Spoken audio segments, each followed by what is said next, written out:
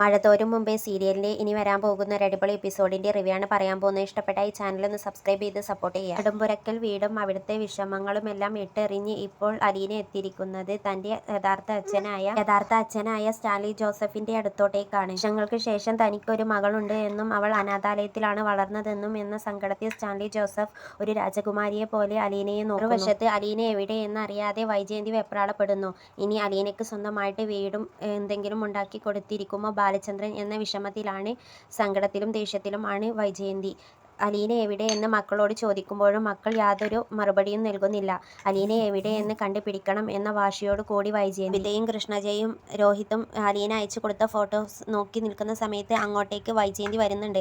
എന്താടാ ഇത്രയും കണ്ട് ചിരിക്കാൻ മാത്രമുള്ളത് എന്ന് ചോദിച്ചുകൊണ്ട് രോഹിത്തിൻ്റെ കയ്യിൽ നിന്നും വൈജയന്തി ഫോൺ തട്ടി വാങ്ങുന്നുണ്ട്. അങ്ങനെ പെട്ടെന്ന് വൈജയന്തി ആ ഫോണിലുള്ള ചിത്രം കണ്ട് ഇങ്ങനെ നെട്ടി നിൽക്കുന്നത് കണ്ടുകൊണ്ട് കൃഷ്ണജ ചോദിക്കുന്നുണ്ട്, അമ്മയ്ക്ക് അത് ആരാണെന്ന് അറിയോ ചോദിക്കുകയാണ്. ആ സമയത്ത് വൈജയന്തി പറയുന്നുണ്ട്, എനിക്കെങ്ങനെ അറിയാന് ഇത് ആരാണെന്ന്. പിന്നെ എന്താ അമ്മ ഒന്നും പ്രതികരിക്കാതെ ഇങ്ങനെ ഞെട്ടി നിൽക്കുന്നത്? എനിക്ക് ഇത് ആരാണെന്നൊന്നും അറിയില്ല എന്ന് പറഞ്ഞുകൊണ്ട് ദേഷ്യത്തോടു കൂടി ഫോൺ രോഹിത്തിൻ്റെ കയ്യിൽ കൊടുത്തുകൊണ്ട് വൈജയന്തി അകത്തോട്ടേക്ക് പോകുകയാണ്. അകത്ത് ചെന്ന വൈജയന്തി കരഞ്ഞുകൊണ്ട് അവളുടെ കൂടെ നിൽക്കുന്നത് ആരാണെന്ന് ഇങ്ങനെ ചിന്തിക്കുകയാണ്. ഞാൻ 23 വർഷങ്ങൾക്ക് മുമ്പ് സ്നേഹിച്ച സ്റ്റാൻലി ജോസഫ് അല്ലേ എന്ന് ചിന്തിച്ചുകൊണ്ട് കരയുകയാണ്. അലീനയും അയാളും എന്തൊരു ബന്ധമാണെന്ന് ഇങ്ങനെ ചിന്തിക്കുകയാണ്. ബാലചന്ദ്രനെ എങ്ങനെ സ്റ്റാൻലി ജോസഫിനെ അറിയാം? അതിനെക്കുറിച്ച് കൂടുതൽ അറിയണമെന്ന് വൈജയന്തി വിചാരിക്കുന്നുണ്ട്. വൈജയന്തി ഫോൺ എടുത്തുകൊണ്ട് ഗംഗാധര മേനോനെ വിളിക്കുന്നുണ്ട്.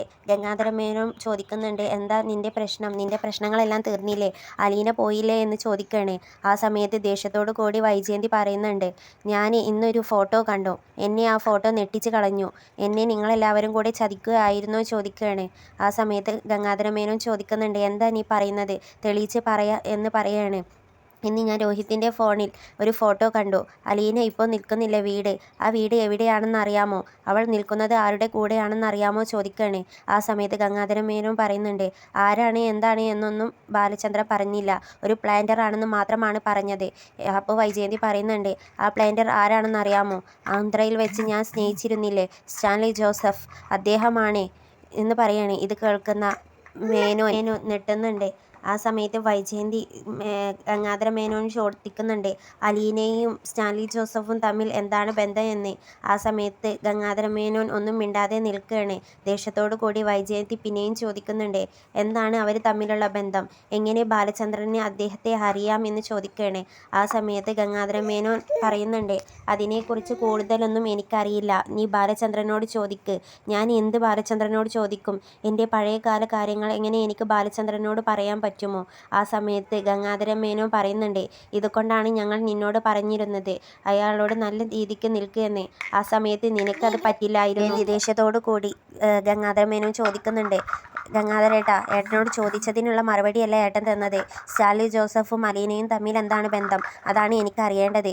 അതിൽ ദേഷ്യത്തോടു കൂടി ഗംഗാധര മേനോൻ പറയുന്നുണ്ട്, അത് അദ്ദേഹത്തിൻ്റെ മകളാണ്. നിനക്ക് അത്രമാത്രം അറിഞ്ഞാൽ പോരെ എന്ന്. ആ സമയത്ത് വൈജയന്തി മകളോ എന്ന് ചോദിക്കുകയാണ്. അതെ, അദ്ദേഹത്തിൻ്റെ മകളാണ്. നിനക്ക് ഇത്ര മാത്രം അറിഞ്ഞാൽ മതി എന്ന് പറഞ്ഞുകൊണ്ട് ഗംഗാധര മേനോൻ ഫോൺ കട്ട് ചെയ്യുന്നുണ്ട്. അങ്ങനെ വൈജയന്തി ഇങ്ങനെ മനസ്സിൽ കരുതാണ്, അപ്പോൾ എന്നോട് പകരം വീട്ടാൻ മകളെ അയച്ചതായിരിക്കും എൻ്റെ അടുത്തോട്ടേക്ക്. 23 വയസ്സുള്ള മകളോ? അത് എങ്ങനെ നടക്കും എന്നിങ്ങനെ ചിന്തിക്കുകയാണ് വൈജയന്തി. ഇതാണ് ഇനി വരാൻ പോകുന്ന ഒരു അടിപൊളി എപ്പിസോഡിൻ്റെ റിവ്യൂ. ഇത് ഇഷ്ടപ്പെട്ടിട്ടുണ്ടെങ്കിൽ ഈ ചാനൽ ഒന്ന് സബ്സ്ക്രൈബ് ചെയ്ത് സപ്പോർട്ട് ചെയ്യുക.